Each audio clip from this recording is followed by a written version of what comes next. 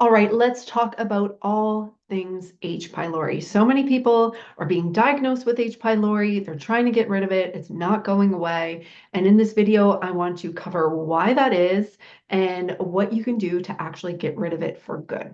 So first off, about 75% of people actually have H. pylori in their gut. And for most people, it's not the cause of all their symptoms.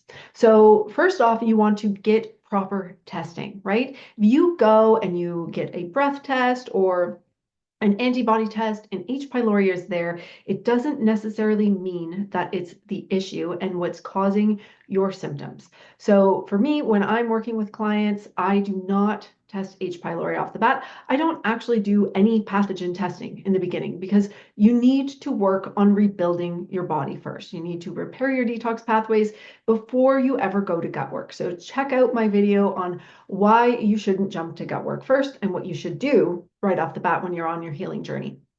So when it comes to H. pylori testing, when we do get there in my program, we're going to run a GI map and we will have done a biofilm buster for 90 days prior to the GI map. And that's because before we do the GI map, we're actually working on parasites and protozoa.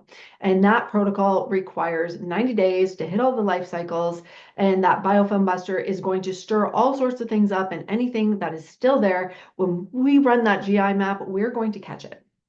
So with the GI map, we are going to see H. pylori. And what's really great about this test is it's going to show us whether it's above normal ranges. So some H. pylori is fine. And if it's there, it doesn't mean it's causing all your issues. So if it is high, that can be definitely an issue and causing some of your symptoms.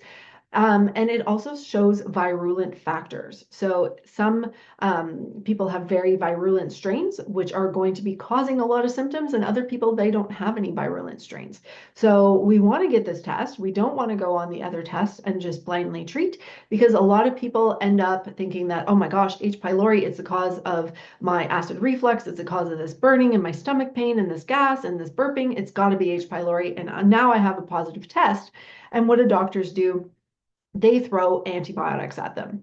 And what do antibiotics do? Well, they're going to screw up your gut even more, and they're going to affect your entire body, your detox pathways. They are very hard on the system. We want to keep antibiotics in our pocket for an acute illness that does not respond to natural. So most of the time when we get an acute illness, whether it's strep or a bacterial infection in our skin or vaginally or whatever, we can heal it naturally. And how I do it. I always try to heal it naturally, but there are some times we need antibiotics, like bacterial pneumonia. We want to jump to the antibiotics right away. So we want to keep those in our back pocket and not try to use them to clear up these chronic gut issues, because one, doesn't work, two, causes more damage. So when you do see H. pylori as virulent or high on that GI map, that's time to do a protocol. And that's where you will use your biofilm buster. I have a whole video on biofilm busters that I like. So like and subscribe, go to my videos.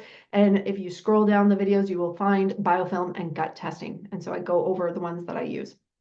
Now you'll use that biofilm buster, things like mastic gum, you'll want to use some L-Reuteri. And for my clients, it's actually quite a big protocol. It's hard to get rid of. Once H. pylori is there and it's virulent and it's turned on, it can take 60 days, 90 days, and upwards to get rid of H. pylori. And it's one of the reasons why those antibiotics don't work. They're like, here's a three-way for 2 weeks. It's not enough. You need to be hitting the biofilm. H. pylori actually delves really deep into the stomach, especially for people who are taking like betaine or HCl and they have H. pylori, even if it's not virulent. It's going to cause it to go deeper and deeper, and then it's going to turn on more and more because H. pylori does not like acidity. So it starts producing a ton of urea, which is very alkaline, and it proliferates. So you're actually causing H. pylori to proliferate when you are taking betaine and HCl. And it's one reason why you will never see that in with anything that I give to any of my clients. So if you want to learn about increasing your stomach acid naturally without using these acidifiers, I do have a video on that. And it's really important to tackle those factors when you have H. pylori. So definitely check out that video.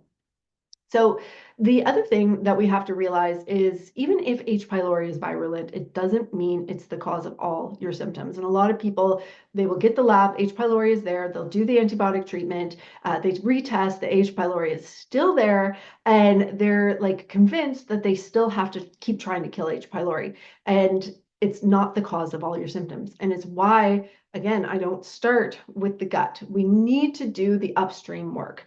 Otherwise, you're literally in a creek paddling upstream trying to get to where you want to be, killing these pathogens, and it's not going to help. So first off, we need to get the body on board. We need to strengthen the body. A healthy immune system is going to keep the majority of these pathogens in check. So our goal always needs to be rebuild and rebalance before we go to gut work.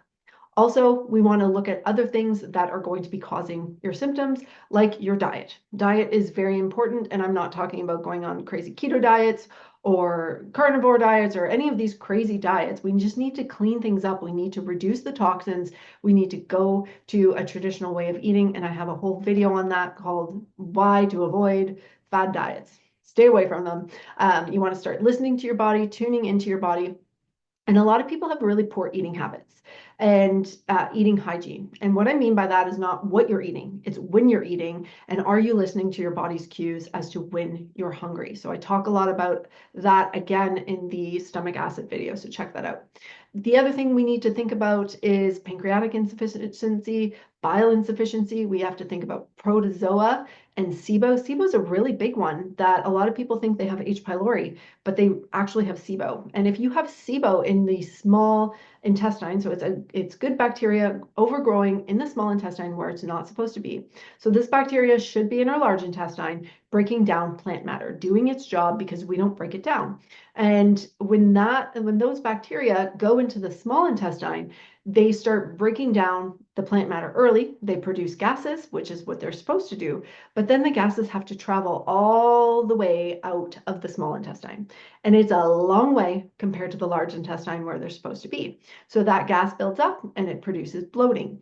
Now, if you have an overgrowth right in the first part of your small intestine, when you eat your food and that goes into the small intestine, the gas will be produced right there. It's going to push a lot of pressure onto the stomach. It's going to cause a lot of stomach pain. We also often feel that referring to the back.